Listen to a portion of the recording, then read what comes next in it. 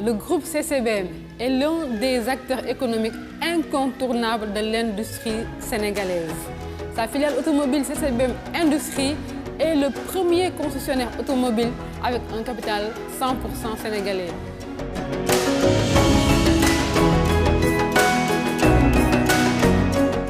Nous commercialisons la première marque européenne Volkswagen ainsi que les plus prestigieuses marques asiatiques comme Ridwall, Aval, Chery, Lovol et c'est notre.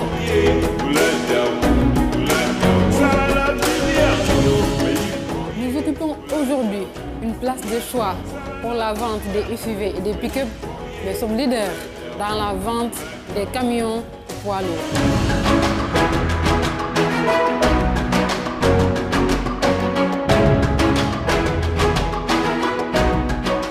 Il ne s'agit pas seulement de vente automobile, mais de vous faire vivre et de partager avec vous des émotions et de vous proposer des solutions adaptées à vos besoins.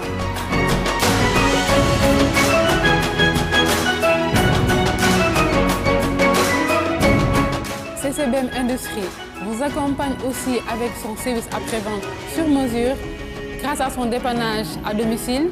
pour entretien et réparation de votre véhicule, mais aussi pour l'achat de pièces de rechange de qualité avec les normes des constructeurs. Alors, rejoignez la famille CCBM. Nous vous attendons avec un grand plaisir. CCBM Industrie 10 avenue Lamine Gueye, angle rue Marchand. Téléphone 33 849 65 49. Groupe CCBM ñu ngi leen di may seen émission kaddu la parole. jërë ngeen jëf mbokku téléspectateurs yi ñu leen di gërëm di leen sant di leen nuyu am mbégte nag del soit seen émission kaddu la parole ngeen xam ne mu ngi am samedi bu jot nag ñuy fas yéene waxtaan tey nag xam ngeen ko mooy bés bu mujj ci at bi ba ñu fas yéene nag toog fas yéene waxtaan ak beneen borom xam-xam boo xam ne duñ ko présenté xam ngeen ko moo di le docteur Maurice Soudieck Dione xam ngeen ko enseignant chercheur la fële ci université Gaston Berger bu nekk ci Saint-Louis nga xam ne mu ngi ci faculté boobu nga xam ne tamit moo fa nekk mu ngi professeur agrégé sax de sciences politiques fële ci université Gaston Berger bu Saint-Louis tey nag ñu fas yéene seq ak moom waxtaan ndax xam ngeen at bi jeex na 2022 ñu bëgg a tirer ak moom le bilan de l' année bi nga xam ne mooy année bii nga xam ne jàpp nañ ko samedi tey lay jeex ñu bëggoon jàngat moom tuuti rek at bi naka la demee naka la gisee mbir mi ndax xam ngeen at bi yu bëri jot na fay xew yu mel nii élection législative yi waaye laata loolu élection locale yi amoon na waaye tamit élection HCCT jot nañ ko fay def waaye boo xoolee ba ci biir am na ay changement yu bëri jot am ndax assemblée bi jot na reconfiguré waat président Macky Sall jot na indiwaat premier ministre gannaaw loolu maanaam mu formé gouvernement bi gars yi dem assemblée loolu yëpp jot na fee am ñu ngi waajal tamit élection 2024 xam ngeen ñu ngi dem 2023 njiitu réew mi waxagul ndegam dana nekk candidat wala du nekk candidat coow li bëri na rapport des cours des comptes yi nee na tëll mbiru Adji Sarr Ousmane Sonko rax ci dolli ñëwati na tamit devant la scène enfin bref mbir mi daal la xew loolu bëri na lool moo tax ñu fas yéene waxtaan ak sunu gan bu di la docteur Maurice Soudieck Dione waaye duñ def dara rek lu dul nuyu ko gërëm ko sant ko nag ci dalal bi nga xam ne dalal nañ ko docteur maa ngi lay nuyu. maa ngi lay fay Cheikh di le remercier ci invitation bi di nuyu istamit di gërëm ñëpp ñi nga xam ne ñu ngi seetaan M7 TV. jërëjëf docteur kon dafa mel nii que bi maanaam samedi gi tey moom mooy bés bu mujj ci atum 2022 njiiti réew mi fas yéene def li nga xam moo di son adresse à la nation waxtaan ak askan bi yow lan ngay xaar ci discours njiiti réew mi. discours président yaakaar naa ne ni mu ko baaxoo defee dafay nekk rek discours bilan discours programme c'est-à-dire xool li nga xamante ne moom la fi jot a def mu fësal ko ngir gën a wone ne mi ngi taxaw teem ci li nga xam ne mooy bëgg-bëggu askan bi ci jafe-jafe askan bi ci li nga xamante ne mooy liggéeyu gouvernement bi loolu la président faral di def di itamit wone ay réalisation wam te ci wàllu infrastructure am na ci dëgg-dëgg lu bare loo xam ne def na ko ci yaakaar naa ne ci fànn boobu le président nar a jëm lépp li nga xam ne itamit ci wàllu politique la xëy na du ci wax lu bëri yaakaaruma ko. yu mel ni ay troisième mandat yooyu ndax gis nañ sax Benno defoon na benn séminaire mais ils ont reporté comme on dit sine die li nga xamante ne moo di cette décision là. mooy décision bi mais yaakaar naa ne rek dañu nekk ci période boo xam ne dañu préparer opinion bi. c'est-à-dire dañu bëgg a dugal ci boppu askan wi ne président bëgg na samp ndëndëm ci jongante yi nga xam ne moo nar a am ci 2024 te ndeyu sàtt réew mi dàq ko ci ndax ndeyu sàttu réew mi dafa ne kenn mënul def lu ëpp ñaari mandat yu teglantoo te moom def na ñaari mandat yu teglantoo maanaam 2012 2019 teg ci 2019 2024 donc yaakaar naa ne du duggagum ci waxu troisième mandat li ma gën a jàpp daal mooy dina wone li mu jot a def ay réalisation wam ak li nga xamante ne moom noonu la gouvernement wam taxawee ci yor bi mu fas yéene yor réew mi. ñu ngi koy xaar aussi ci wàllum li nga xamante ne moo di la vie chère aussi parce que gis nañu jafe-jafe yi dund bi métti na. jafe-jafe yi dund bi métti na jàpp naa ne xëy na gouvernement bi daf ci yéex a jóg parce que président de la république dafa delloo si waat jëwriñu gouvernement bi muy premier ministre mais bi mu ko delloosee ak bi muy tabb ki nga xam ne mooy jiite gouvernement bi di Amadou Ba def na daanaka juróom-ñeent boo fukki weer te loolu mënoon na xëy na bi jafe-jafe yi tàmbalee mu jóg ci dal di jël dogal yi ci war ngir wàññi njëg yi ndax boo bàyyee bu mbir mi law boo demee ba bugg ko dabu dafay gën a jafe loolu benn jàngat la ci beneen jàngat bi itamit moo di jafe-jafe yi bu gënee métti ci askan wi ci wàllu koom-koom ci wàllu ñàkk bi nga xamante ne dafa jéggi dayoo ak xëyu ndaw yi jafe-jafe yooyu yëpp ak dund gu tar googu dafay feeñ dafay am njeexital ci jongante yi nga xam ne moom la ñu jóge am na ci ay njeexital yu am solo ci élection locale yi comme ci élection législative yi gis nañu askan wi ni mu farloo ci woteel ñi nga xam ne ñoo féete ci kujje gi ba ci élection locale yi am na ay gox ak ay goxaan yu bari yoo xam ne am na ay li mu falaakoon yu takku yu fa nekk kujje gi dal di koy gagné am na itamit ci élection législative yi li ñu gis li nga xam ne mosul am ci histoire u Sénégal na ci taarixu Sénégal dem nañu bo dañu timboo diggante ñi ngànk nguur gi ak ñi féete ci kujje gi te loolu day wone ab jàmmaarloo bu am ci diggante kujje gi ak ñu yore nguur gi te jàmmaarloo boobu it gis nañ ko ci bi ñu taxawal loolee di bureau assemblée nationale bi ndax takk der yi ñoo mujjee ñëw ñu mën a fal bureau bi. ce qui veut dire vraiment lii ñëw quand même du doon lu yomb mais balaa ñoo gën a dugg ni ci waxtaan bi yaakaaroon na njiiti réew mi aussi war na mën a àddu ci li nga xam ne moo di rapport Cour des comptes ba sax na sax société civile bi amaloon ab ñaxtu ci àjjuma ji ñu wàcc dans la rue politiciens yi def ay conférences de presse yi mel ni Khalifa Sall yi mel ni Abdoul Mbaye ñoom ñëpp enfin bref la liste n'est pas exhaustive yaakaaroon ne moo war na mën a àddu ci discours à la nation bi pour dalal xel yi askan bi. waaw parce que li ñu gis ci jamonoy Covid bi nit ñi ci jamonoy mbas mi nit ñaa ngi feebar ñu bëri di ñàkk seen bakkan ñi nga xamante ne ñoo waroon a liggéey nekk ci secteur informel bi ñooñu daanaka téeméer boo jël juróom-ñeent yi daanaka ñoom ci wàllu woowu la ñu yëngu ci koom-koomu réew mi. donc ñooñu ñu ne leen toog leen seen kër mënuñu liggéey donc mënuñu am lu ñu dundale seen njaboot askan wi dajale xaalis dal di jox ñi nga xam ne ñoo ngànk nguur gi ba mu toll ci 1000 milliards ñu jël 1000 milliards yooyu foowe ko ci anam yoo xam ne wax dëgg dafa jéggi dayoo ci pasare ak yàq ak jël alalu réew mi def ko sa poos loolu vraiment lu ñaaw la te war na am ay njeexital ci wàllu yoon. ci rapport bi dinañ ci wax ci kanam tuuti surtout conséquences yi nga xam ne dafay am surtout sur le plan politique mais gis nañ ñu mel ni ces opposants comme waa PASTEF ñu ne ñoom pour montrer quand même li nga xamante ne moo di seen naqar au-delà même ci li nga xam ne moo di quand même manifestation bi nga xam ne bi maanaam société civile def na ko ci àjjuma ji nee nañ 20h bu jotee dañuy def un concert de casserole yow ànd nga ci loolu. waaw concert de casserole man ni ma ko jàppee xam nga dañu dañu am mbaax moo xam ne fii ci Sénégal 31 décembre bu jot kilifay réew mi dafay wax ak askan bi loolu moment républicain la moment boobu nit ñi dañ ko war a respecter parce que bu ñu fàtte ne liy doxal réew mi ay kuréel la maanaam ay institution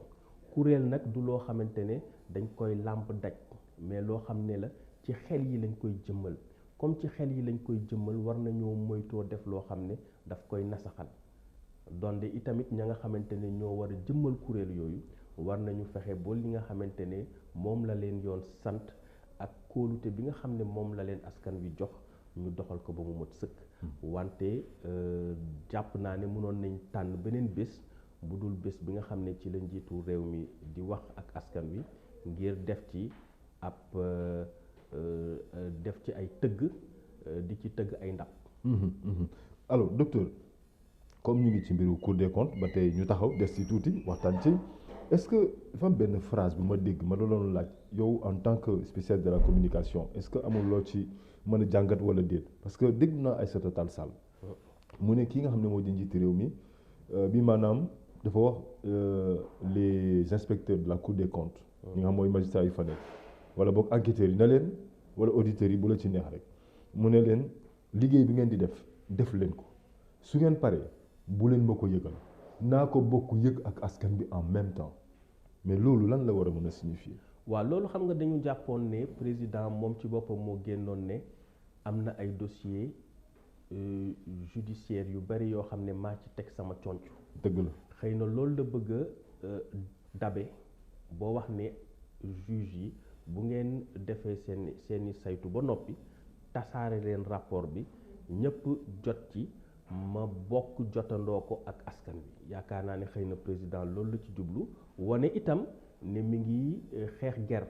wante jàpp naa ne biñ ko falee ba léegi 2012 ba léegi waruloo bàyyi ba mu dese la ay weer yu néew maanaam fukki weer ak ñeent daanaka moo ko dese ci bopp réew mi alors bu fekkente wala at fukki weer ak ñaar wala ñett au plus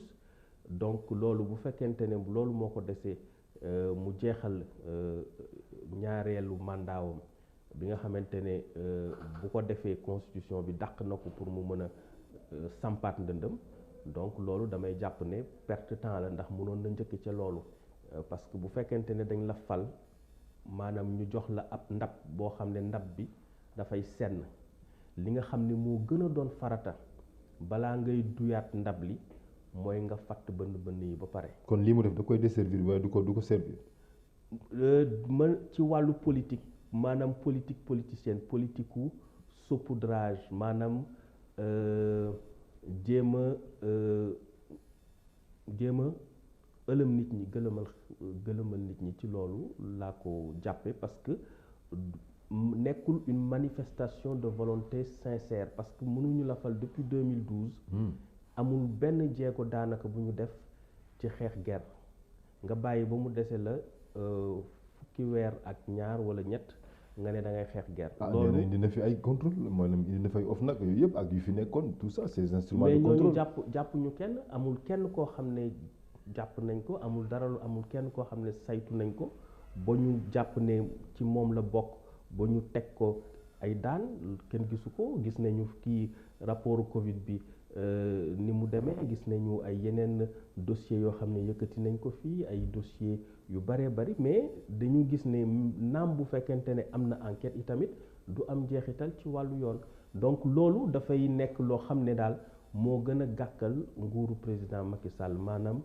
gouvernance yorin bi dafa ne woon dafa bëgg yorin bu sell yorin boo xamante ne yorin bu mucc ayib la mais yaakaar naa ne ci foofu gouvernement président Macky Sall am na ay sooxe yu bëri yoo xam ne ci action wam mën nañ ko ci des. mais docteur est-ce que amul ay tuuma yoo xam ne peut-être dañ koy teg ci moom ndax bu ñu xoolee aussi am na ñaar député yi bokkoon ci moom mooy député Biaye ak keneen ki dama fàtte nu mu tudd mais ñoom ñaar ñëpp bañ leen jàppee dans des histoires de trafic de faux visa mais dañ leen a jàpp tëj leen. Bougazeli bañ ko jàppee dans une affaire de faux billets même si fekk après il a bénéficié d'une liberté provisoire mais ñoom ñëpp jàppoon nañ leen tëj leen dindi leen seen immunité parlementaire est-ce que aussi du peut-être loo xam ne xëy na dañ koy accuser ne moom du tëj ay gaayam da leen di bàyyi ci biti ñuy non mais loolu xam nga ñaar yu bokkul la parce que dafay nekk sur le plan pénal koo xam ne dañ ko jàpp ci trafic de billets gendarmerie jàpp ko wala ay passeport diplomatique plus exactement loolu mbiru droit pénal la mais ñun li ñu wax mooy mbiru sellal système politique parce que système politique dafa nekk système clientéliste. Système clientéliste mooy maanaam dañu jël alalu réew mi def ko niki seeni alalu bopp di ci def lu leen neex ñu ne loolu nag bu ñu buggee mu dakk fokk mu am ay saytu fokk mu am ay càmbar boo yoree dara ñu ne la xaalis bi nga xamante ne fii nga ko waroon a dugal lan ak lan nga ci def ndax xaalis bi dugg na fa mu waroon a dugg te loolu dañu gis ne rapport yépp yi nga xam ne corps de contrôle yi dañ koy def ou dañ koy jébbal président de la république mbaa ñu jébbal ko procureur te procureur xam nañ ne ministre de la justice mooy kilifaam bu ko nee bàyyil mu bàyyi bu ko nee toppal mu topp donc loolu yëpp dafay nekk ne système bi yëpp dafay delluwaat ci président de la république ak ci pouvoir exécutif ba nga xamante ne lu neexul président ci wàllu gouvernance ci wàllu saytu ak ci wàllu xeex li nga xamante ne mooy guerre ak lu ni mel du mun a am ci réew mi foofu nag foofu la mbir mi nekk mais ci daanaka ci loolu gisuñu président def ci benn jéego boo xam ne am na solo. parce que man bu ma xoolee un peu rapport bi gis nañu quand même ay ndax rapport bi dafa xaw a bëri nag waxtaan dëgg si la su ma juumalee c'est une centaine de quelques pages 146 ou 140 j'ai plus exactement les chiffres en tête am na ay parties yu bëri yu ma ci lire effectivement am na ñu bëri quand même boo xoolee ba ci biir nga xam ne sa xel daal mun naa tey ci affaire bi donte chacun bénéficie de la présomption d'innocence ndax ba léegi boo xoolee c'est une information judiciaire la ñu ibbi mais demaguñ ba léegi vers des procédures judiciaires alors mais aussi beneen côté boo dégloo aussi ñoom tamit lu ñuy wax nga xaw ci dugg tuuti sa xel mun naa xaw a tey ci benn affaire parce que dafa am lu ma jaaxal docteur moo tax ma ne dinaa la ko laaj ndax par exemple pour le cas du riz ceeb bi ñu ne bu ñu xoolee prix yi def comparaison bi ñu ngi jël ay prix yoo xam ne c'était des prix de 2013 léegi de 2013 ak 2020 li ñuy jaay ceeb bi yokku na kon su fekkee ne par exemple noonu la demee est-ce que on peut vraiment se baser sur des facturations de 2013 pour pouvoir dire que par exemple il y a eu surfacturation ou pas kooku beneen domaine la benn ñaar aussi gis naa aussi ci jamonoy Covid ndax yaa ngi fi woon ñu ñëpp a ngi fi woon masque yi demoon na ba benn instant paquet masque jàppatuma li ma ko doon ni ñu ko doon jaay mais ça coûtait cher quand même pour dire la vérité alors que maintenant un masque tu peux l'avoir à 100 francs mais à l'époque tu pouvais pas l'avoir à 100 francs te ñëpp xam nañ ne les ministres sont les ordonnateurs mais ce sont les DAGE qui sortent ñoom ñooy décaisser bon c'est vrai que c'est un conglomérat de questions en même temps yu may poser mais boo gisee ma wax loolu yëpp xëy na dama la bëggoon inviter ci benn analyse boo xam ne peut-être ce serait judicieux baax na parce que dama ne waaye dans tout cela pourquoi rapport bi génn est-ce que quand même il y a pas des personnes qui sont visées à travers la publication de ce rapport comme ça. waaw en réalité li tax ñu naan dañu tijji information judiciaire wax nga ko bu fekkente ne dañu topp nit dañu jàpp ne fileek amul dogal yoon bu wax ni moo def boo am luñ ko daan ba nga xamante ne amatul benn voie de recours maanaam mënatu ko jébbalaat beneen attekat ñu ne ci loola la ñu jàppe ne lañ koy toppee moo ko def. te muy dëgg. voilà kon bu fekkente ne am na ay procédure information judiciaire ni ko turam firee information judiciaire maanaam dañu gën a xóotal mbir mi ci wàllu yoon bu ñu gisee ne ay prix 2013 la ñu jël appliqué ko en 2020 ou en 2021 te diggante bi njëg yi yokku na loolu yëpp juge bi dina ko gëstu gën ko xóotal bu fekkee jar na ñu topp nit ki ñu topp ko bu fekkee ne gis nañu ne li mu def dëpp amul dara loo xam ne dafa jalgati yoon bu boobaa itamit dañ koy dal di bàyyi. mais li nga xamante ne mooy rapport bi je crois que aussi am na ñu bëri ñu jàpp ne xëy na peut-être rapport bi aussi dana tax président dal di téye ñu bëri ñoo xam ne bokk nañu ci moom ba nga xamante ne bu fekkente ne bëgg nañu beddeeku wala bëgg nañu samp seen dënd ñu ne ñu yëngal dossier bi. donc c'est en rapport avec le troisième mandat bu ñuy wax ni. loolu aussi mën na nekk c'est-à-dire mën nañ ci am jàngat boobu mën nañ ci am beneen jàngat itam président gis ne li nga xamante ni moo gën a doon ay jafe-jafe ci ni mu doxalee réew mi ba léegi mooy wàllu gouvernance ci yorin donc mu nekkoon bàyyil ma fexe fileeg élection yi di am ma bàyyi ñu génne rapport bu ko defee ma wone ne daal maa ngi def ay jéego ci wàllu woowu wante waroon na ko tàmbali 2012 mais bi mu ñëwee ba CREI yi pratiquement mbir mi ñu politiser ko pratiquement OFNAC rapport yi mu publier yëpp amul njeexital ci wàllu yoon donc finalement dafa mel ni président tàmbale woon na reddition des comptes bi muy soog a ñëw mais mujj gi dafa teggi tànkam bàyyi noonu waaw loolu nag xëy na politique bi moo ko dab politicienne bi moo ko dab ak bëgg faluwaat tax boo mënuloon dem boo fi nga xamante ne fa la waroon a dem ci setal yorin bi nga xam ne moom la ñu yor alalu réew. yow jàpp nga ne instant yi dafa bëgg a toogaat. en tout cas li muy teg yépp ci ay jëf. ci loolu lay wone dañu ne mag melul ni mu wax ni mu jëfe la mel te li muy posé comme acte yépp loolu lay wone. comme ndax préparé wul kenn ci ñi nga xam ne ñoo far ak moom ci Benno Bokk Yaakaar. boo seetee fal nañ ko en 2019 avec 58,25% defe naa. 58,56%. voilà plus exactement. Voilà, exactement waaw 58,26.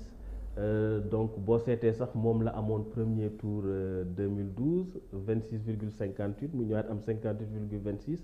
Ça fait une belle symétrie. Alors boo xoolee donc dafa bi mu amee 58,26 bi mu dem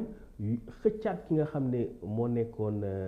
deuxième di Idrissa Seck mu dugal ko dal di xëccaat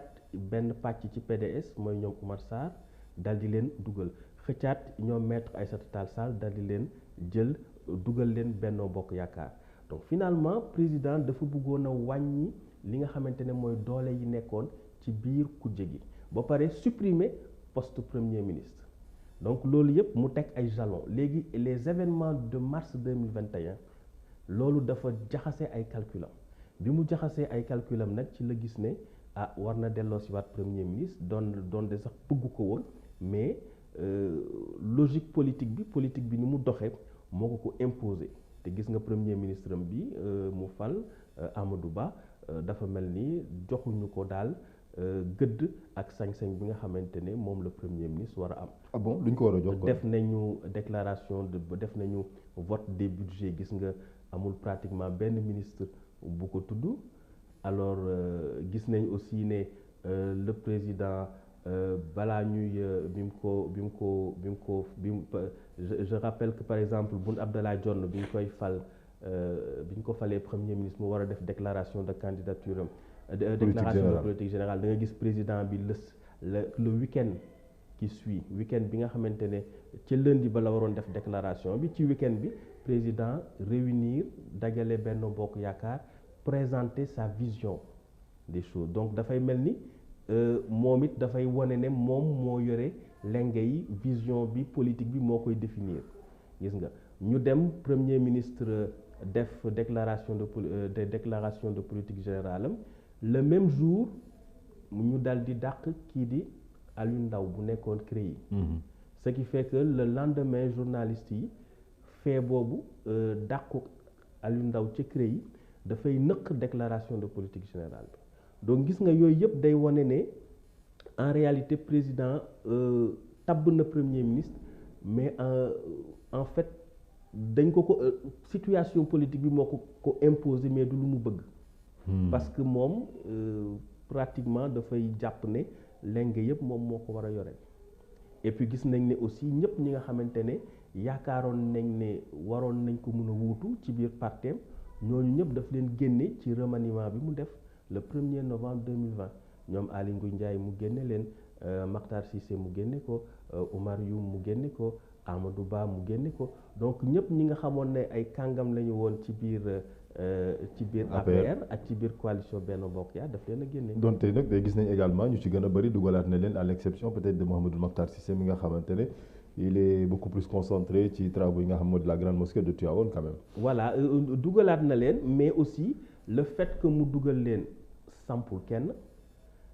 nee na nii oui nii non élection yi ci diggante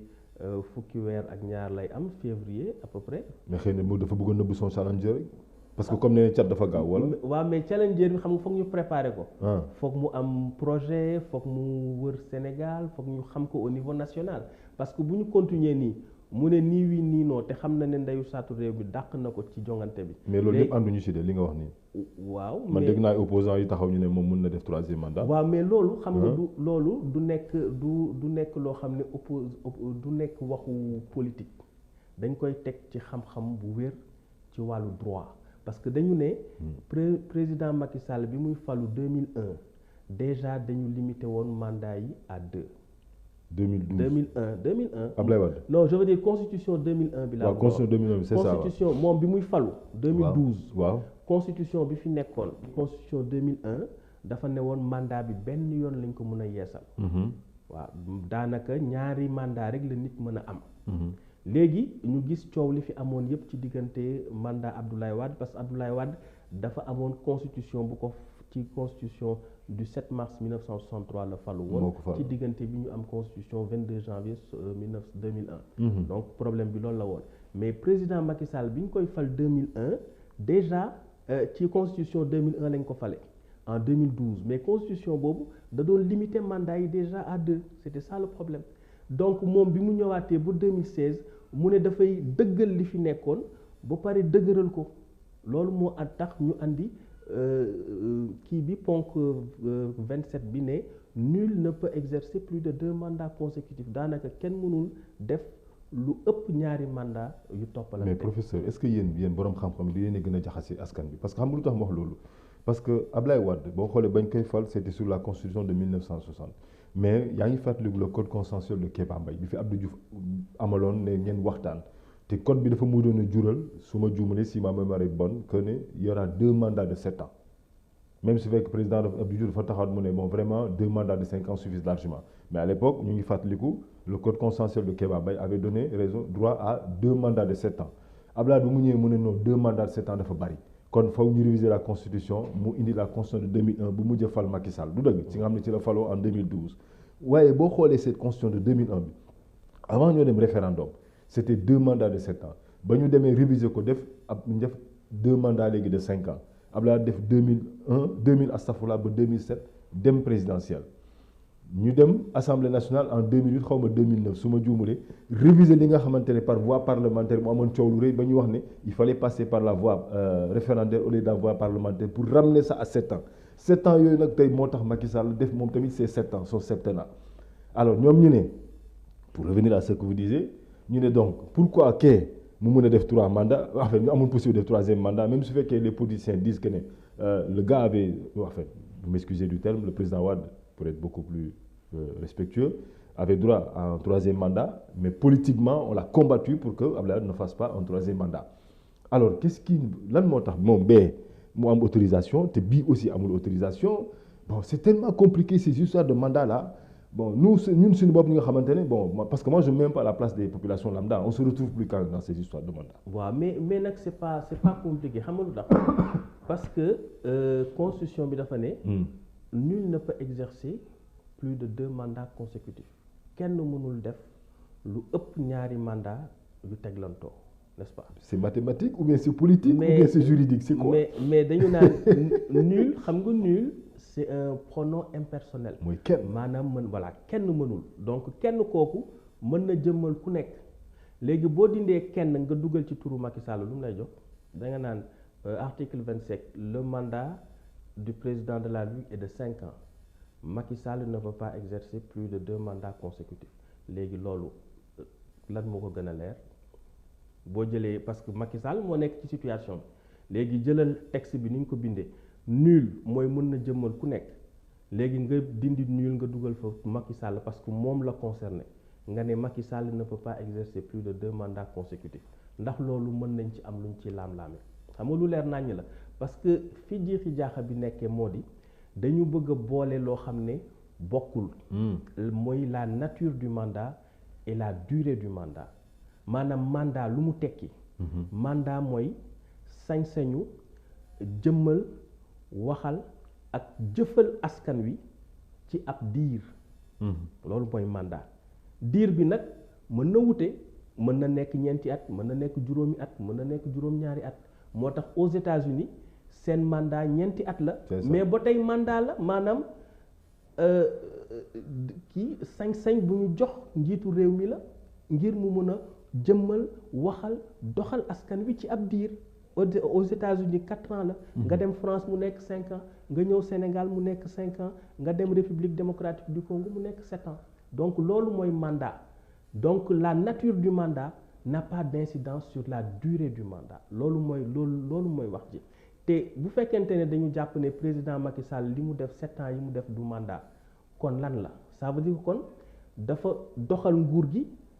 te yoon joxu ko sañ-sañ bi bu fekkente ne da nga doxal nguur te yoon joxu la sañ-sañ bi ça veut dire que tu as exercé un pouvoir de fait maanaam da nga doxal yoon ci loo xam ne da nga doxal nguur gi te amuloo sañ-sañ. parce que ñoom dañ ne vraiment le fait que ñu dem référendum en 2016 dañ def rebelote parce que qui peut le plus peut le moins kon si tel était le cas pourquoi pas conseil constitutionnel wàññi li nga xamante ne moo di durée bi mais conseil avait rejeté carrément cette demande. conseil constitutionnel dañ ko laaj moo tax ma ne dañu jaxase ñaar yu bokk mooy la nature du mandat et la durée du mandat conseil constitutionnel dañ ko laaj ndax président mën na wàññi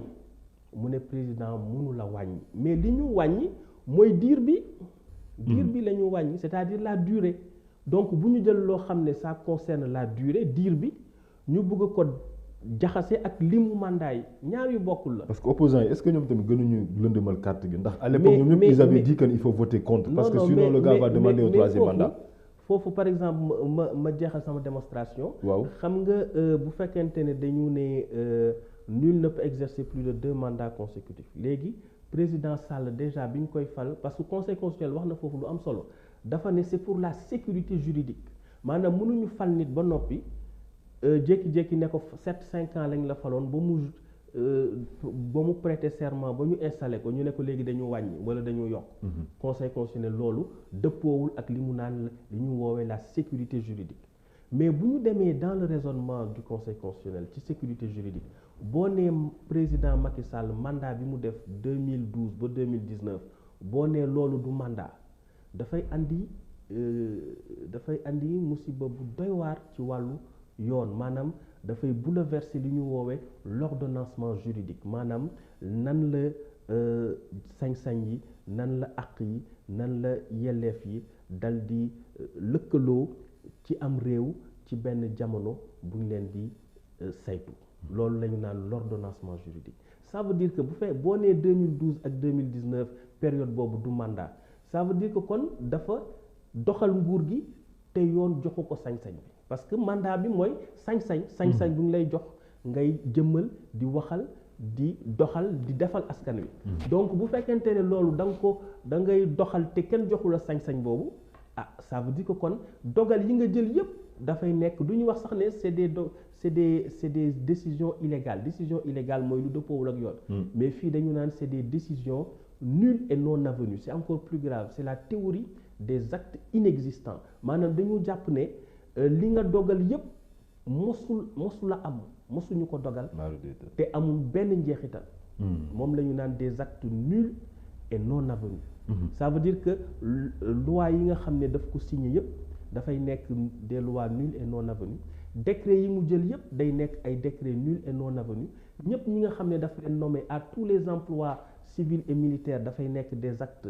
nuls et non avenus ñooñu aussi décision dogal yi ñu jël ci wàllu yoon yépp dafay nekk ay dogal yu neen donc gis nga ni muy jaxasee suñu ordonnancement juridique ça veut dire que kenn mënu la jox nit lenge yi ne ko doxalal nguur gi te amuloo ci sañ-sañ boobu moom la ñu tuddee mandat ñu ne kenn mënul am ñaari sañ-sañ yu tegloo benn sañ-sañ bi mi ngi ko am diggante 2012 ak 2019 ñu yeesalaat sañ-sañ boobu 2019 ak 2024 te kenn mu di président Macky Sall moo doxal nguur gi ci diggante 2012 ak 2019 muy benn sañ-sañ bi muy benn mandat bi ak ci ñaareelu sañ-sañ bi muy 2019 2024 may fàttali ne sañ-sañ bi di mandat bi amul dara lu ko boole ak diir bi maanaam durée bi sañ-sañ bi la ñu woowe mandat États-Unis 4 ans la terewul ñu ne mandat la Sénégal 5 ans la terewul ñu ne mandat la République démocratique du Congo 7 ans la terewul ñu ni mandat la. léegi docteur yow dégg nga ko waa Benno Bokk Yaakaar ne nañu président Macky Sall mooy seen candidat léegi est-ce que moom am na chance pour bu fekkee ne samp na dem 2024 pour gagner. Je crois que loolu dafay yee fitna ci réew mi parce que ndeyu bu ñu fàtte ne en 2011 2012 quand même am nañu fukki nit yoo xam ne dañu ñàkk seen bakkan ci affaire troisième mandat te xeex boobu kan moo ko jiite woon président Macky Sall mi moo ko jiite woon moom moo doon wax ne nee nañu kii jiite nee nañ ko defal ñaari ràkka boo paree ñaari ràkka yi da ngay sëlmal mu bañ ne du sëlmal moom moo ko waxoon. léegi yow ba mu am 10 morts ba ñu yàq ci ay affaire ba ñoom Mamadou Diop gaañu ci ba loolu te moom loolu moo tax mu falu parce que li tax mu falu c'est parce que bi mu demee 2e tour ñëpp dañu jàppoon ne ki muy bëreel di président Abdoulaye Wade mënut a doon mandat mënut a doon candidat. donc moom waaw donc 3e candidature maître Wade moo tax mu falu. parce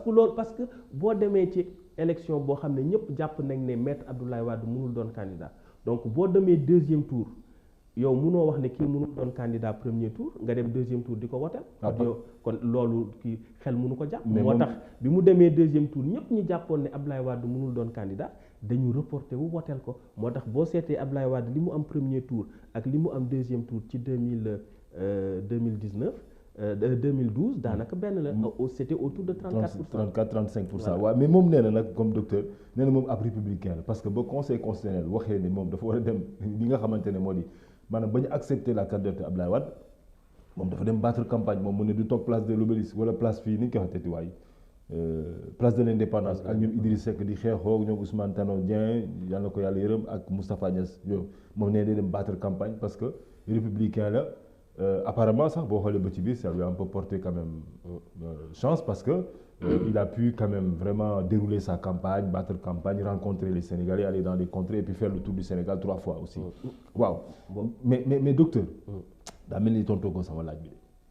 sama laaj bi mooy est-ce que moom bu fekkoon par exemple dem na tey am na chance gagné wala amul chance gagné parce que ñoom dañ ne mooy seen candidat. waaw mais man du ma laaj bi ni ñu ko tontoo ni ñu ko tegee dafa waroo ak yoon. docteur pourquoi parce que non c'est comme si nga ni ma. waaw comme si nga ne ma. ndax ku qualifié wul coupe du monde mën naa gagner coupe bi. waaw donc man su ma jàppee ne. par exemple. telle équipe qualifié wul coupe du monde boo ma laajee ndax mun na gagner coupe bi du ma ci mun a wax parce que jàpp naa ne qualifié wul te ku qualifié wul mënoo football donc ma ne li nga wax dafay waroo ak yoon parce que ndeyu sartu réew mi moo ne nul ne peut faire plus de 2 mandats consécutifs te moom def na ñaari mandats yu teg loolu te kenn mënul wax ne kenn ki nga xamante ne moo yëkkati woon loxoom 2012 waat ne ci kanamu yàlla ak ci kanamu askanu Sénégal maa ngi waat ne dinaa sàmmonte ak lii di sartu réew mi ak lii di lépp loo xamante ne yoon la ci réew mi nga def ko 2012 yëkkati sa loxo waat ñu fal la nga defati ko 2019 yëkkati sa loxo waat ñu fal la muy ñaari yoon te kenn kooku kenn mënul wax ne du président Macky Sall. léegi su yàlla defee nag mu présenté ñaari mandat est-ce que am na chance. ñaari mandat yi 2012 2019 ak 2019 2024 kenn mënul wax ne du ñaari mandat yu toppalante kenn mënu ko wax. est-ce que mën nga wax ni 2012 2019 2019 2024 toppalantewul kenn mënu ko wax kenn mënul wax i tamit ne kii ñu fal 2012 dafa wuteeg ki ñu fal 2019 kenn la rek muy président Macky Sall donc bu ñu nee kenn mënul def lu ëpp ñaari mandat yu toppalante moom kenn ki def mandat 2012 2019 dellu si defaat mandat 2019 2024 kon wax ji ferenkulaayu na. waaw d'accord léegi comme docteur nangu toon sama laaj bi ndax ñu far ak moom dañ ne. am na droit def mais dafa am benn affaire bu ma jaaxal docteur. non am na droit xam nga loolu conseil constitutionnel. moo koy àtte c'est le gardien de la constitution mais gardien ki nga xam ne day garder constitution bi mais constitution bi moo ko féete kaw mi ngi mel ni sa kër ka koy garder yow mënu la ëpp sañ-sañ ci kër gi nag askan wi moo ko moom conseil constitutionnel ab gardien la gardien bi nag mënul ëpp sañ-sañ ki nga xamante ne moom kër gi. constitution bi bu ñu nee diw boo buggee balaa ngay mën a samp sa ndënd ci élection ci jongante présidentielle da ngay am fanweeri at ak juróom conseil constitutionnel mënu la muusa ko mucc boo wax ne ku am fanweeri at dana doon candidat loolu la parce que conseil constitutionnel ci boppam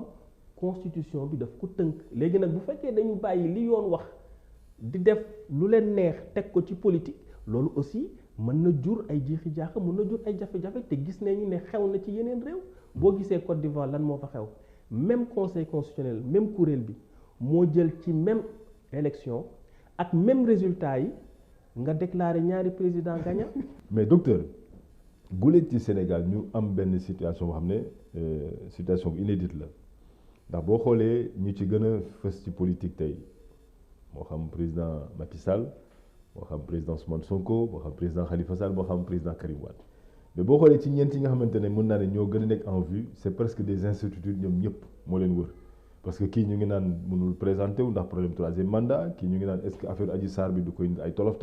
kii Khalifa Sall condamné nañ ko ba léegi ñu ngi wax ne amnistie ak nangam Karim Wade karab léegi ma bëggoon a xam un peu docteur ñoom ñëpp noonu bu ñu demee kan moo ci ëpp chance yow naka nga ñu mën a jàngatee. waaw mais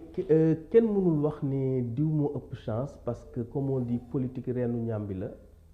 voilà kenn xamul fu muy dammee kenn mënuloon imaginer ne Macky Sall dina en 2012 dina gagné. c'est vrai alors qu'il avait juste mi ngi génn def 3 ans gagné. Maître Abdoulaye Wade bi muy ñàkk nguur gi bi muy jot ci nguur gi en 2000 fekk na mu jëm mag fekk na amatul moyens yi demeetul noonu ñoom Landing Savané ñoo constitué seen coalition dem jëli ko ne ko yaay suñu candidat. c'est vrai yàlla dogal mu falu donc politique noonu la tëddee Idrissa Seck mii jël na moo jël deuxième 2007 jëlaat deuxième 2019 mi ngi noonu Abdoulaye Wade mi may wax sànq jël na 5 fois deuxième depuis 78 moom mooy jël deuxième présidentielle. mais yàlla 2000 la dogal ne ci la war a falu donc élection présidentielle daf ci am lu ñu mën a wax ci tubaab impondérable boobu nag boo ci bëggee am jàngat ci wàllu ngëm-ngëm da nga naan xëy na loxo yàllaa ngi ci doo wax sax xëy na mais ci lu wóor loxo yàllaa ngi ci. kon ku basé wu instant yi ci local yi résultat élection locale ak élection législative yi yaa ngi def erreur ne bon boo bëggee xayma rek wala attirer wala wax carrément une réponse définitive. ci présidentielle yaa ngi def erreur parce que xeetu élection yi moo dul benn. élection locale élection gox yi la ak goxaan yi. c'est ça donc ñi nga xam ne ñoo gën a fës ñoo gën a jege askan wi ci gox yi ak ci goxaan yi ñooñu ñoo gën a am chance pour ñu fal leen. élection législative nga gis beneen dimension la boo xoolee par exemple l'intercoalition bi am sur le plan politique et pragmatique entre Yewwi Askan Wi ak Wallu gis nañ ne lim yi ëpp ci député yi ñu ngi leen di fal ci département yi ñoom nekkoon nañu boole suñu doole ci département yi pour mën a am ay députés yu bëri te loolu moo tax ñu nekk ci situation boo xam ne doole yi ci pencu ndaw réew mi dafa timboo. donc loolu ay stratégie la mais itamit dynamique politique boobu gis nañ ne li ko porté aussi mooy mbënd bi mooy xëyu ndaw yi mooy jafe-jafe askan wi mooy yokkute njëg yi et cetera donc tey boo xoolee boo jàngatee langue politique bi Karim Meïssa Wade kenn xamagul ndax delloo si wuñ ko sañ-sañu samp ndëndëm delloo wuñ ko Khalifa Ababacar Sall noonu eh bien loolu yëpp dafay andi ay jiixi-jaaxa donc am na aussi yeneen peut-être candidat yu nar a manifesté wu Benno Bokk Yaakaar nan la nar a demee est-ce que mais boo gisee président Sall ni muy doxali daf leen bëgg a yóbbu ba ca cat ba nga xamante ne leen maa fi sës daal. voilà te comme yaa fi sës dafay taxafalu maa fi sës. léegi stratégie boobu la bëgg a doxal moo tax mu wéy di wax ne nii oui nii non. bés bu fi sësee dina am chance wala. te ndeyu sartu réew mi daf ko dàq ci jongante bi. waaw bu sësee wóoru la ndagam dina am chance pour jàll wala. mais li ñu xamul mooy askanu Sénégal dafa fonk démocratie parce que Abdoulaye Wade bi ñu koy sanctionné en 2012. waaw mais fekk na mu def ay réalisations yu bare. te fi mu jëlee Sénégal. fekk ñun ñu ngi dund presque près de 20 ans d'ajustement. Pratiquement jeunes yi dañ doon wax ne dañu juddu rek retraité fonction publique du recruter ak mbir yi tar Abdoulaye Wade ñëw wane ne Sénégal mën na am ay projets yu mag mën nañu diversifier les soutiens diplomatiques Abdoulaye Wade dal di dog ay buum yu bëri dal di tinki ay tënk yu bëri yoo xam ne yaakaaroon nañ ne kenn mënu ko weesu ci doxalin. donc def na fi looy. donc c'est dangereux de se baser sur un bilan matériel quand même. exactement loolu laa la bëgg a wax te terewul ne bi mu demee bëgg a samp ndëndëm ne day def 3e candidature boo xam ne yoon daf ko dàq da ngay gis ne ni askan bi taxawee.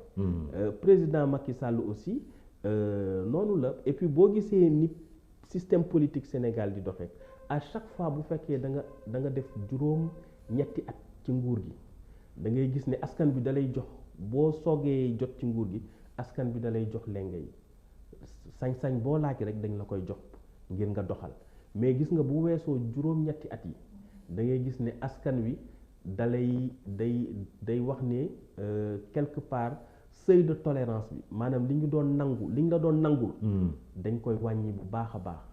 te bu fekkente ne ci juróom-ñetti at yooyu dafa am ay pratiques autoritaires maanaam ay salfaañe yoon salfaañe ak yelleefu doomu aadama yi salfaañe sart yi nga xam ne moo tënk démocratie loolu itamit askan bi dafay jóg ngir xeex dem pour ñu jëmmal suñu démocratie parce que bu ñu fàtte ne Sénégal ñi ngi wote depuis 1848 1848 bu léegi ñu ngi wote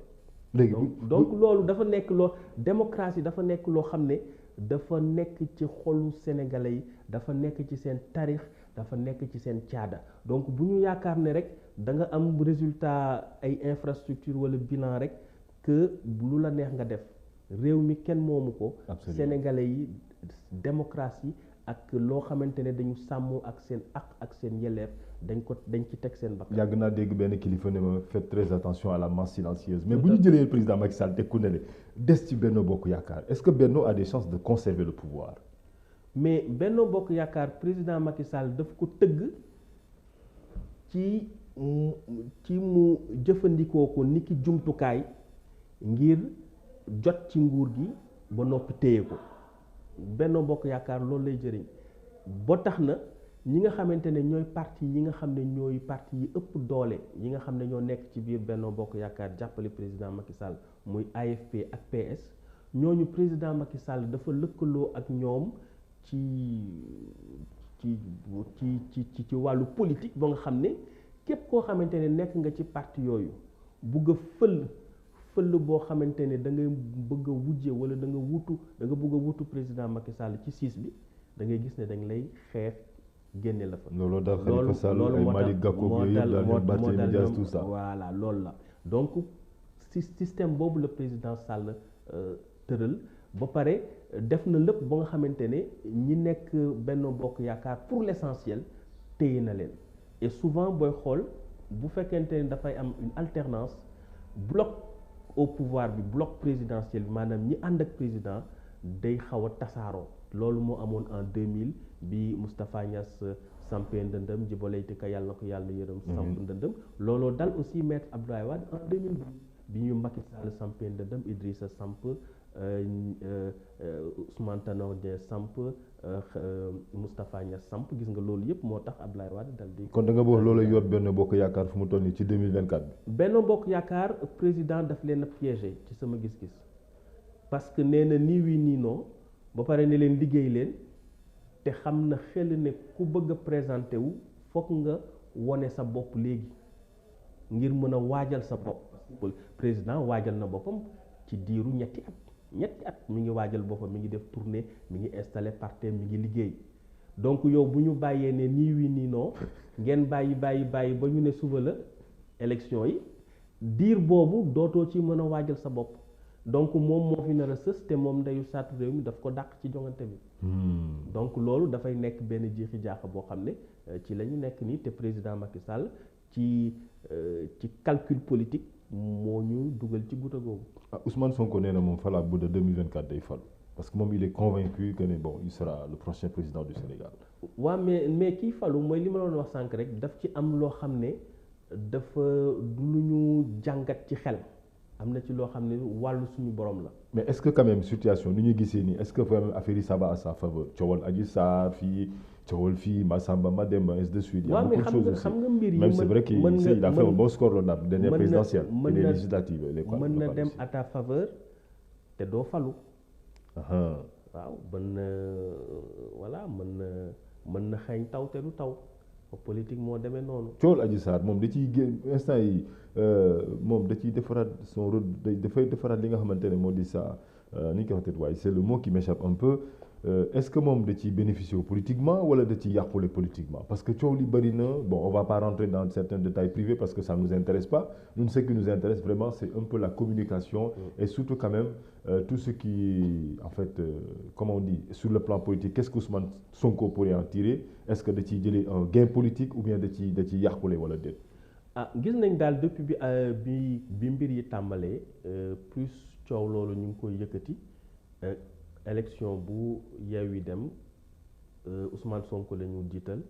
te da ngay gis ne askan bi ñu ngi koy woteel donc ça veut dire que dafa am benn phénomène de victimisation maanaam koo xam ne dañ ko ëpp doole di ko néewal lay nuru te sénégalais bëggul loolu et histoire politique Sénégal yëpp loolu la wone c'est-à-dire opposant boo xam ne dañ ko néewal rek da ngay gis ne askan wi day yomb jóg faral ko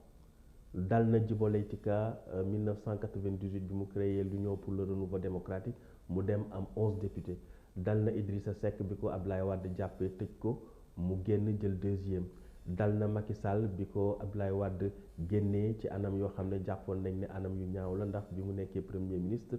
pratiquement li Ablaye Wade réalisé lu ci bëri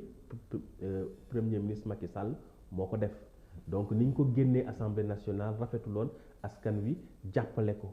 mu falu donc Sénégal souvent boo jëlee doole nguur gi di dal ci kujje gi rek wala di dal ci benn opposant souvent kooku askan wi dafay jóg dal di koy jàppale Karim Wade loolu moo ko dal ci affaire CREI bi balaa ñu koy topp ci CREI bi gisoon nañ ne Karim Wade pratiquement amul sénégalais yoo xam ne peut-être joxoon nañ ko bopp mais bi mu demee ba ñu gis ne tëj nañ ko pendant 3 ans te liñ ko dul tuumaal lu ci bëri kenn andiwul benn firnde mu nuru ne dañ ko jàpp tëj ko toroxal ko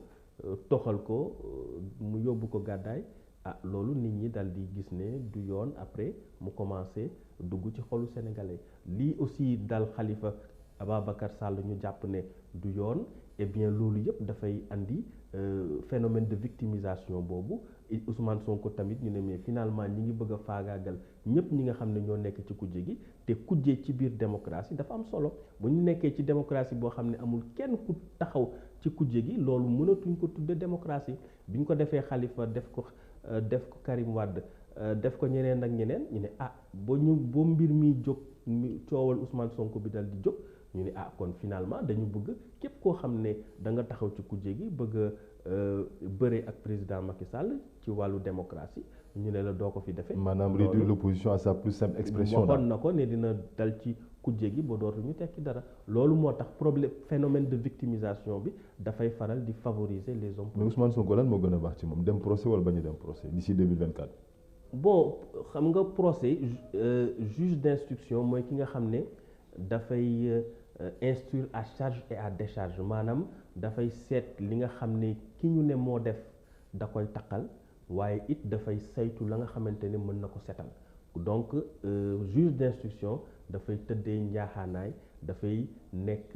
ci position boo xam ne dafay diggu doomu ba tax na bu fekkente ne lii nga xamante ne mooy dossier bi gis na ne jarul ñuy dem procès mën na def ordonnance de non-lieu bu fekkente ne aussi jàpp na ne war nañu dem procès mën na def ordonnance de renvoi devant la juridiction de jugement. Et ce procès mais est-ce que c'est dina baax ci Ousmane Sonko le dire parce que bon on promet des déballages par-ci par-là et est-ce que c'est bon pour la statut d'un homme politique est-ce qu'un homme politique a besoin vraiment que des choses soient mises sur son dos wala sur sa personne comme ça. xam nga politique dañu ne Pierre Bourdieu dafa ne politique ak politicien li mu gën a bañ mooy scandale parce que scandale daf koy gàkkal dafay yàqal régime dafay yàqal homme politique waaw mais bu fekkente ne nag li ñu woowee scandale dem nañ ba gis ne du scandale wante dañu gis ne xëy na complot la ni ko Ousmane Sonko waxee bu fekkente ne am na ci ay firnde yu leer ba yoon génne ko teg ko ci ay firnde yu leer ñëpp mu mën a leer ci ñëpp donc loolu dafay yokk dayo Ousmane Sonko wante du ko wàññi parce que dañu gis ne dañ ko tuumaal bëgg ko jaay doole. Absolument, c'est un couteau à double tranchant mais avec Ousmane Sonko Adji Sarr bi moi quand je vous écoute bien quand je regarde un peu l'affaire j'ai l'impression que c'est ni ñu koy waxatee waaye c'est le mot qui m'échappe un peu bi maanaam dafa mel ni genre oh là là c'est le mot qui m'échappe maanaam wax ji day ñëw di dem mais bon je vais m'expliquer autrement peut-être vous allez me comprendre dafa mel ni kujje gi bi maanaam wala boog waa nguur gi ils cherchent coûte que coûte à utiliser cette affaire pour rester au pouvoir dafa mel ni kujje gi tamit ñoom tamit xam nañ ne bi maanaam lii buñ ko bàyyee mu jàll du sotti c'est-à-dire dañu utiliser affaire ba nga xamante ne bu tourner en faveur du pouvoir mun na des ci nguur gi les gens du pouvoir peuvent rester au pouvoir su tourner en faveur d'Ousmane Sonko wala de l'opposition peut renverser donc le pouvoir. Si je me fais un peu comprendre. waaw c'est vrai c'est-à-dire que dafa am ay enjeux. Merci. lañu wax ay enjeux c'est des enjeux de conquête et de conservation. C'est le mot que je cherchais les enjeux voilà. gars yi dañu jël par exemple dañu yaakaar ne mbirum ku góor ak ku jigéen ñoo mu am lu ñu sekk wala lu ñu sekkul mais dafa jéggi loolu problème bi mooy loolu dafay mën na am njeexital ci yor mbaa ñàkk nguur gi jot ci nguur gi ak ñàkk nguur gi. Parce que Ousmane Sonko blanchi ça lui c'est un boulevard pour quand même la présidence. voilà njeexital boobu nag enjeu boobu mooy enjeu bi ci lalu mooy njeexitalu jot ak ñàkk nguur gi. alors est-ce que affaire bi docteur dina yomb ci Ousmane wala dana gën a métti su fekkee ne Khalifa Sall dugg na ci langue bi Karim Wade dugg na ci langue bi c'est sûr que ne est-ce que quand même pourcentage boobu Ousmane Sonko amoon en 2019 est-ce que loolu du wàññeeku wala déet. man jàpp naa ne jongante yi ñu def 2019 jongante yi dañ ko faussé parrainage bi daf ko faussé. Parrainage bi daf ko faussé même en 2000 je crois qu'on avait 6 candidats donc presque 19 ans après on se retrouve avec 5 candidats donc Sénégal dañu war a bàyyi ni ñuy exprimer wu certes war na am filtre mais ni ñu defee parrainage bi ni ñu ko tëralee. ci sama gis-gis dafa faussé élection bi te léegi bu ñu tijjiwaatee géew bi dal di baatrewaat carte gi yaakaar naa ne mën nañu am ay yeneeni résultats. yu gën a leer daal. waaw pour avancer tuuti ndax waxtu wi moo ñu xaw a xoj ndax wax naa ko sànq en introduction nee naa également beaucoup d'élections se sont passées cette année locales ñëw na législatives ñëw na ak yeneen mais pour législatives ñu dugg ci un peu yaa ngi seetaan bu xew assemblée nationale. xiiroo ngaayoo boobu am ay député sax ñu jot a jàpp ne bon dañaa mbéj ñii dóor fii coow li daal métti na docteur ñu noo jàngatee mbiru coowal assemblée. waaw mais coowal assemblée bi dafay wone rek jàmmarloo bi am ci diggante ñi ngànk nguur gi ak ñi féete ci kujje gi jàmmarloo bi am xëccoo bi xeex bu métti bi am. confrontation on a l'impression ce ne sont plus des adversaires mais ce sont des ennemis daal ay noonu lañ nekkatuñu adversaire politique. confrontation boobu moom la ñu liir ci assemblée nationale.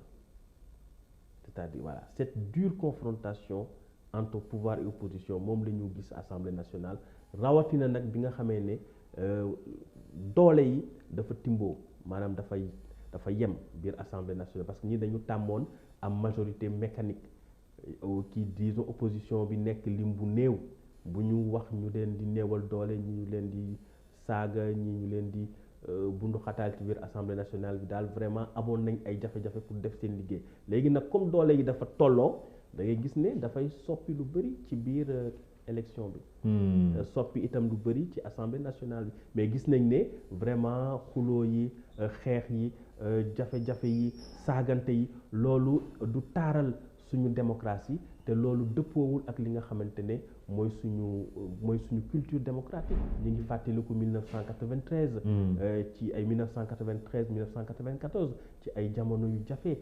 plan Sakho am ñu wàññi payooru fonctionnaires yi njëg yi yokk dévaluation am mais ci jamono yu métti yooyu gisoon nañ ne assemblée dañ doon am ay débat ñu ngi fàttaliku Ousmane Ngom président du groupe parlementaire PDS ak Abdourahim Agne président du groupe parlementaire du PS président PS mais ñu nekk ay jongante yu neex ci xam-xam ci xel ci xalaat wax dëgg mu doon assemblée nationale bu neex donc yooyu la ñu xaar te loolu je crois que ñii ñu fal mën nañu ko parce que gis nañu ay intervention député yoo xam ne aussi wax dëgg gis nañ ne tegu na ci xam-xam tegu na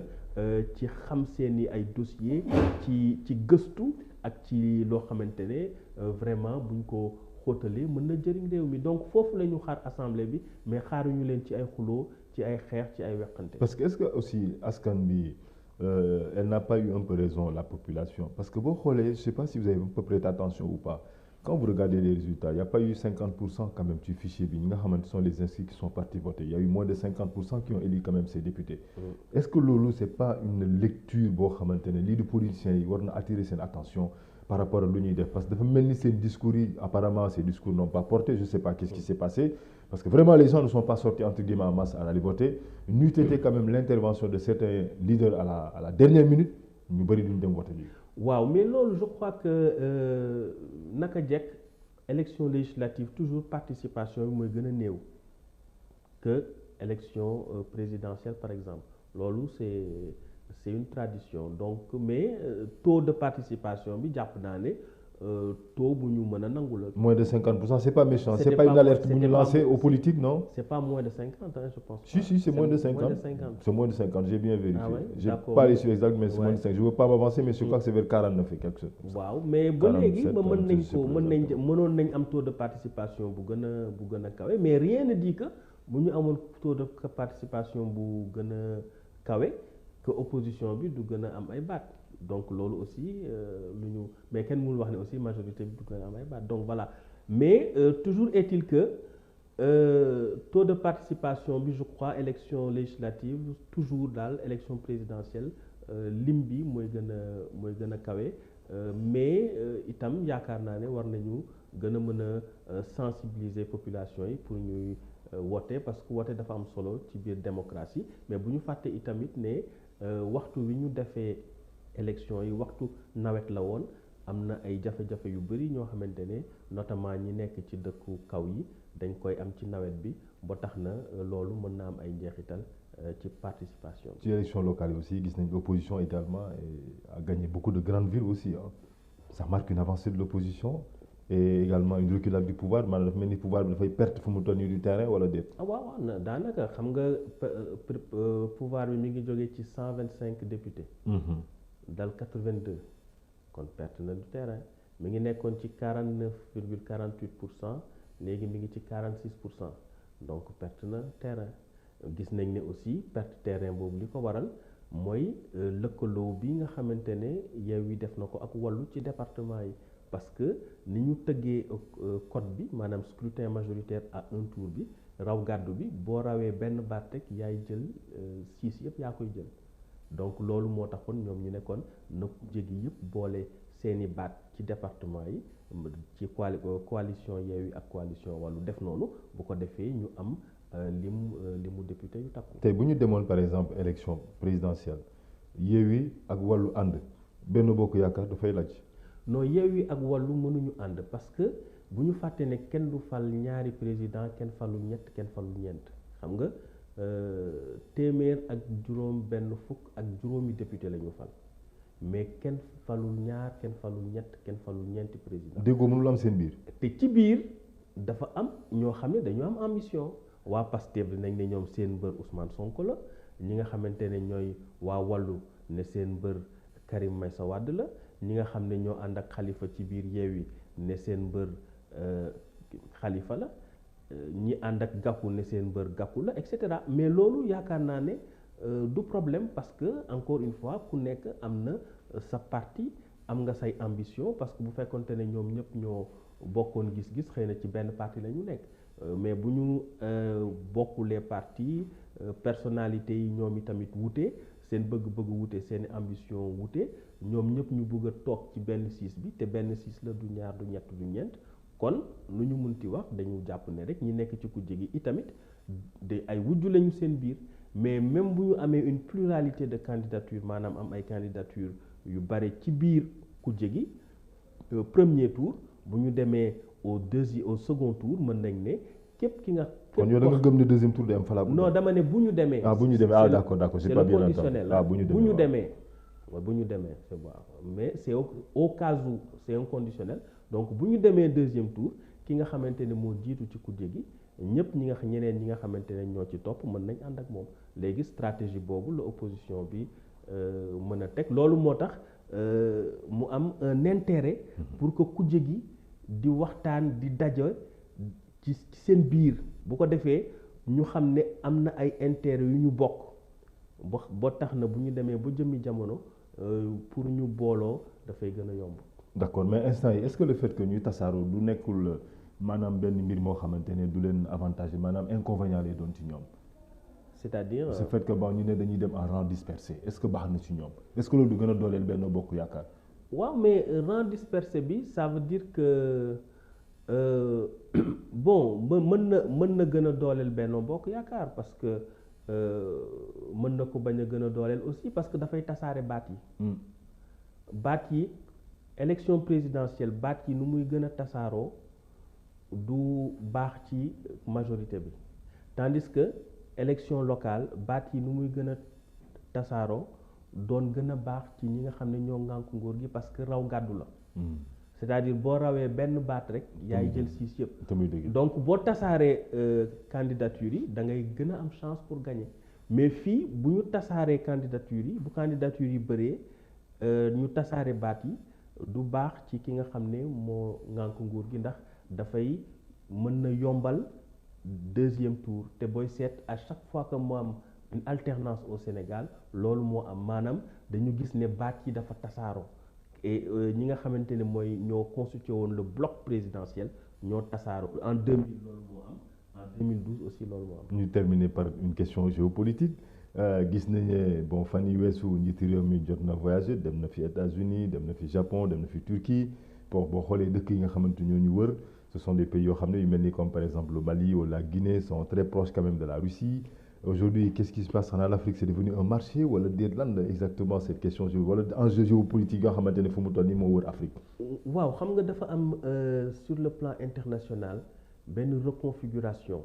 bu yàgg ba dañu jàppoon ne xëy na ñi nga xam ne tubaab yi ñoo leen yàggoon coloniser ñoom dañu nekk daal ñoo xam ne dañu jàppale tubaab yi nekk ci seen intérêt nekk ci intérêt France mais léegi jamono dafa dox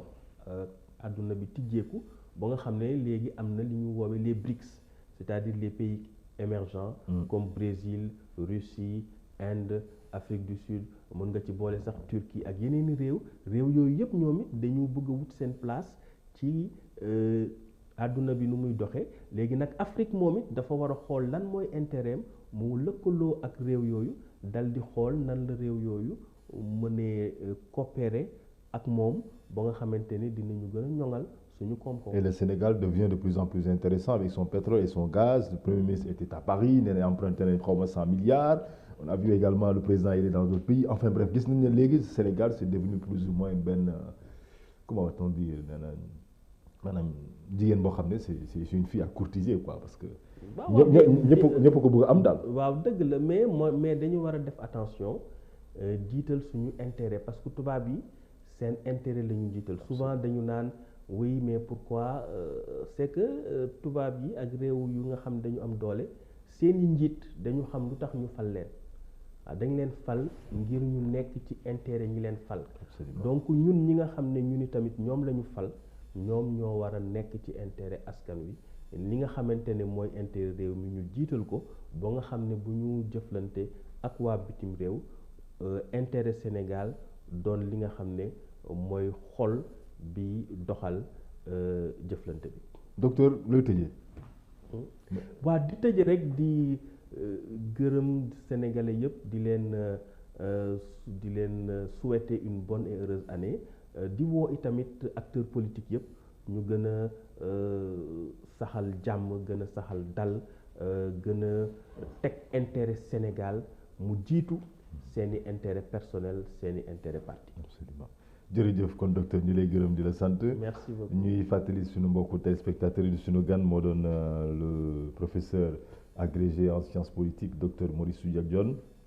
fële lay jàngale nag ci université Gaston Berger moo nekk fële ca Ndar tey nag ñu taxawoon ne ko bëggoon nañ nag vraiment comme at bi mu ngi jeex tey mooy samedi di bés bu mujj ci at bi ñu bëggoon waxtaan ak yow def ak yow le bilan de l'année 2022 di at boo xam ne c'était une année quoi que l'on puisse dire électorale parce que élection ñett amoon na ci donte ñaari ñoo ci ëpp doole mu di élection locale ak élection législative HCCT dem def nañ seen élection waaye presque kenn déggu ko yooyu yëpp tamit ndax ñu di opposition bi dañ ko geddoon ñu dañ ko boycotté ndax ba résultat yi génnee ñu ngi fàttaliku lu mu jotoon a jure yooyu yëpp bon ba tey nag ñu ngi dem ci beneen élection mais 2024 la c'est dans un an ndax 2023 moo ñu ko xaajale am daal du côté donc de la majorité ñu ne daal ñoom seen candidat moom mooy ki fi nekk ñu bëggoon waxtaan ci loolu yëpp jàngat li nga xamante ne moom moo di li fi jot a xew jàngat li nga xamante ne mooy li am jàngatit li nga xam ne mooy li war a ñëw wala boog li nga xam ne jàpp nañ ne daal Sénégal war na cee dem kon mbokk yi ñu leen di gërëm di leen sant ñi leen di wax nos meilleurs vœux à tout le monde santé succès prospérité beaucoup de réussite également que 2023 soit meilleur que 2022 que la paix bien soit sur vous yal na jàmm tasaaroo carrément ci àdduna bi yëpp sax la ñuy wax docteur yow tamit yaa xam ni nga bëgg yàlla na la ko yàlla defal jàmm yàgg fi lool ñu toogaat fi vraiment ay ati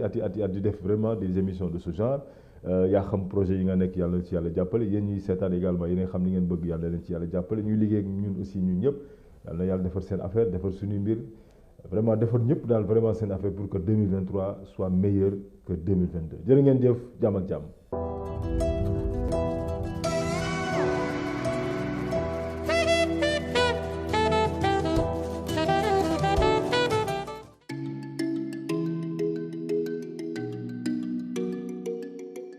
Le groupe CCBM est l'un des acteurs économiques incontournables de l'industrie sénégalaise. Sa filiale automobile CCBM Industrie est le premier concessionnaire automobile avec un capital 100% sénégalais.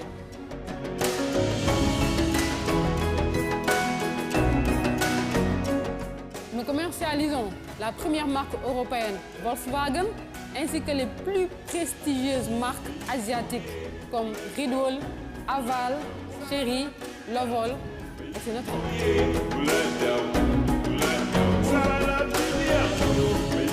Nous occupons aujourd'hui une place de choix pour la vente des SUV et des pick-up, mais nous sommes leaders dans la vente des camions poids lourds.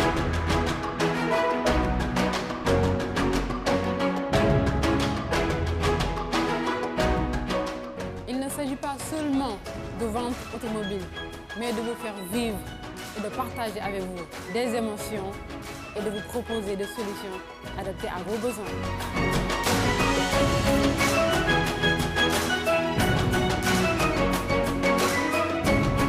CCBM Industrie vous accompagne aussi avec son service après-vente sur mesure grâce à son dépannage à domicile pour entretien et réparation de votre véhicule, mais aussi pour l'achat de pièces de rechange de qualité avec les normes des constructeurs. Alors, rejoignez la famille CCBM. Nous vous attendons avec un grand plaisir. CCBM Industrie 10 avenue Lamine Gueye, angle rue Marchand. Téléphone 33 849 65 49. Groupe CCBM ñu ngi leen di may seen émission Kaddu la parole.